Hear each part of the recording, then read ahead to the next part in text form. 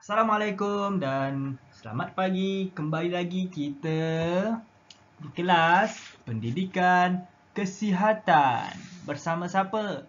Bersama Cikgu Haziq. Baiklah, hari ini 25 Mei bersama dengan hari Selasa. Cikgu bersama dengan anak murid cikgu dari kelas 1 Arif, 1 Aspirasi dan juga 1 Adab. Okey, baiklah, hari ini kita akan membincangkan lagi berkenaan dengan ubat. Yes, ubat. Kalau minggu lepas kita dah berbincang sedikit mengenai jenis-jenis ubat. Okay, hari ini kita terus semula jenis-jenis ubat. Okay, ubat ada 4 jenis yang asas lah. Ada cecair, ada kapsul, ada pil ataupun ada juga krim. Biasanya kalau kanak-kanak biasanya tak diberi lagi lah ubat kapsul ataupun pil lah. Biasanya kita makan ubat cecair. Cecair yang manis-manis. Ubat batuk cecair, ubat demam pun kita makan dalam bentuk cecair. Biasanya untuk yang orang dewasa barulah kita makan dalam bentuk kapsul ataupun pil. Dan krim, selalunya krim ini digunakan untuk sapu luka, sapu kudis, sapu apa lagi? Sapu jerawat. Ada juga jenis ubat lain yang cikgu tak bagi, contohnya dalam bentuk wap ataupun gas. Contohnya kalau awak asma kan, ada lelah, ada asma, kita gunakan inhaler yang kita sedut je.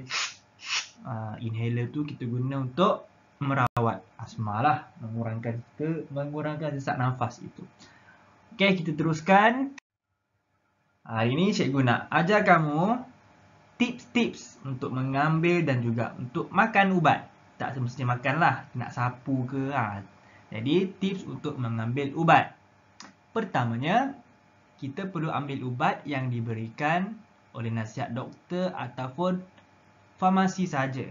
Kita tak bolehlah beli ubat tu online, beli ubat dari Shopee. Kita tak tahu ubat tu ada kelulusan ke tak kan. Mungkin ubat tu diperbuat dari bahan-bahan yang terlarang, bahan-bahan yang berbahaya untuk kesihatan kita. Okey, yang kedua, jangan ambil ubat yang tidak sesuai dengan usia kita. Contohnya, kamu demam. Lepas tu, abang kamu kata, tak apa dek, adik makanlah ubat abang. Abang kamu tu umur dia dah 20 tahun. Kita tak tahulah ubat tu sesuai ke tak dengan kita kan. Mana tahu bila kita makan, kita pening-pening ke, kita muntah ke. Jadi, kita perlulah ambil ubat yang bersesuaian dengan usia kita. Kalau kita ni budak kecil lagi, kita makan ubat yang sesuai dengan budak kecil. Jangan makan ubat orang dewasa. Okey, yang ketiga, jangan mengambil ubat yang sudah luput tarikhnya. Contohnya, awak makan ubat yang tarikh luput dia tahun 1990. Awak makan sekarang, memang tak nampak hari esok lah kalau awak makan.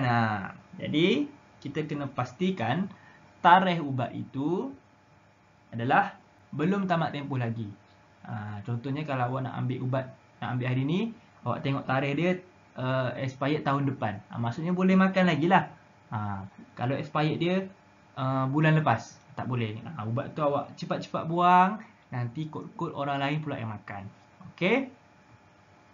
Baiklah.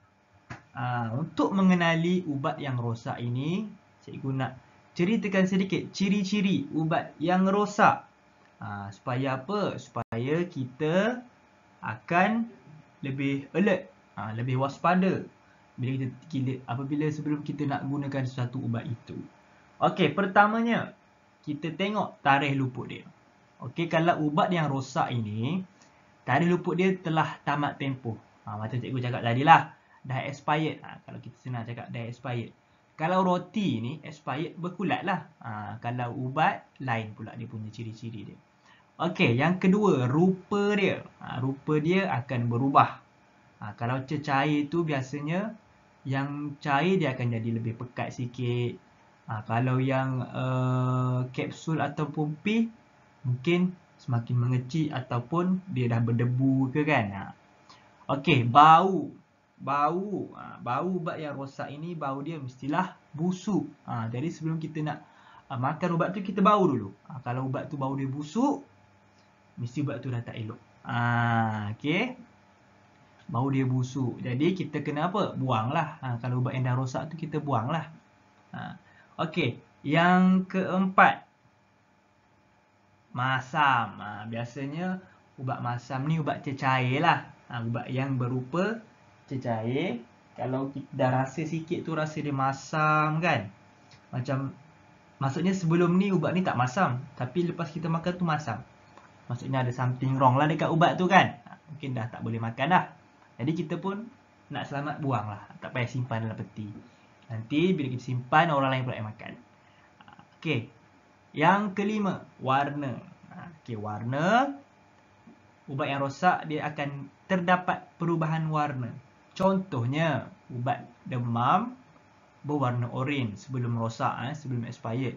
Lepas tu bila dah rosak ubat tu, warna dia jadi macam hitam-hitam sikit, jadi kelabu, jadi gelap sikit.